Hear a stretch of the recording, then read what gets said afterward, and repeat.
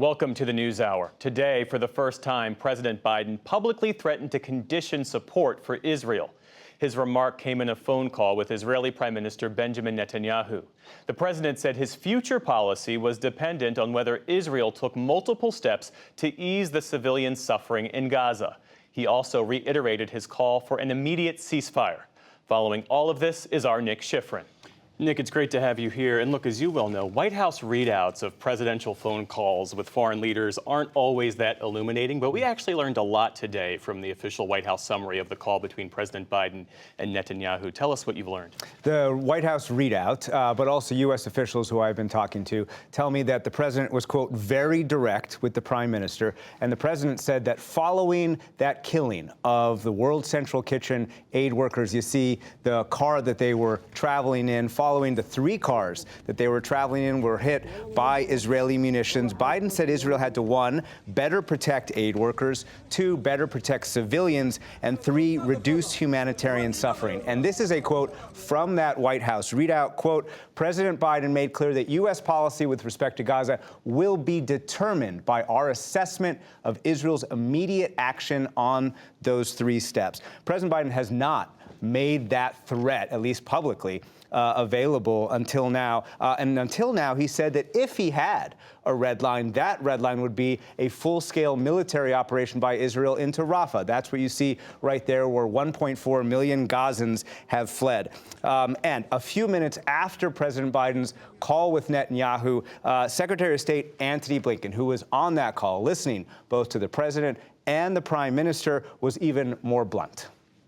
If we don't see the changes that we need to see, there'll be changes in our own policy.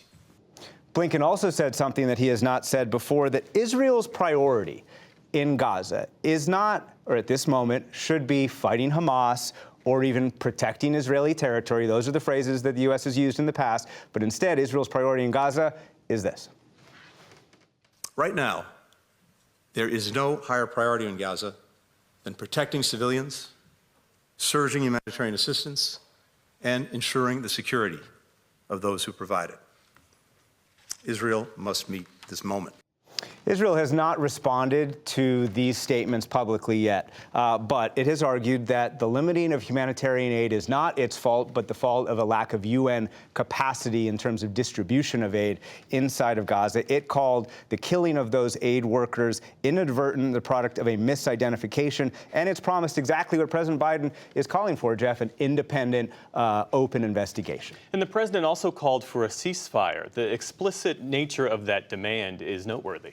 It is, because up until now, the president has largely said there should be a ceasefire as part of a hostage deal. And again, a U.S. official tells me he was very direct, quote unquote, with the prime minister on this. There is a hostage deal on the table, as you and I have discussed. 35 to 40 hostages would be released from Hamas custody in exchange for a 6-week ceasefire. But Hamas has insisted that part of that deal must be to allow all of those Gazans in Rafah to return north into northern Gaza. Israel has resisted that Hamas demand because in northern Gaza, there are both hostages, Israel believes, but also Hamas militants. And Israel has said that it's too hard to either save those hostages or kill all those Hamas militants if all those civilians were to flood back into northern Gaza. But today, a U.S. official told me that President Biden told Netanyahu, quote, get the hostage deal done, no more posturing, even, Jeff, if that means allowing Gazan civilians to move north from Rafah. And the president also urged Netanyahu to find a compromise on another sticking point,